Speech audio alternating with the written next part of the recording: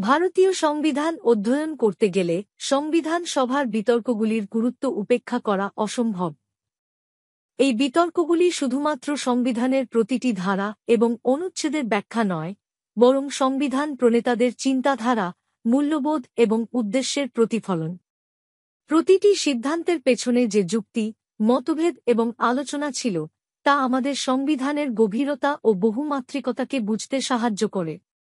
উদাহরণস্বরূপ, মৌলিক অধিকারগুলি নির্ধারণের সময় যে বিতর্কগুলি হয়েছিল, সেগুলি নাগরিকদের স্বাধীনতা এবং রাষ্ট্রের প্রয়োজনীয় বিধিনিষেধের মধ্যে ভারসাম্য স্থাপন করতে সাহায্য করেছিল। আবার ধর্মনিরপেক্ষতা বা রাষ্ট্রের পরিচালনার প্রক্রিয়া নিয়ে আলোচনা থেকে আমরা বুঝতে পারি, ভারত কেন একটি ধর্মনিরপেক্ষ রাষ্ট্র হতে বেছে নিয়েছিল এবং গণতন্ত্রের কাঠামো কিভাবে স্থির হয়েছিল। সংবিধান সভার বিতর্কগুলি কেবলমাত্র ইতিহাস নয়, এটি বর্তমান আইনি ও বিচারিক চর্চার জন্য একটি অমূল্য সম্পদ। আদালত প্রায় এই বিতর্কগুলিকে উদ্ধৃত করে সংবিধানের মর্ম এবং উদ্দেশ্য নির্ধারণ করে। সংবিধানের যে কোনো ধারার ব্যাখ্যা বা সংশোধনীতে এই বিতর্কগুলি একটি নৈতিক ও প্রাসঙ্গিক দিশা দেখায়।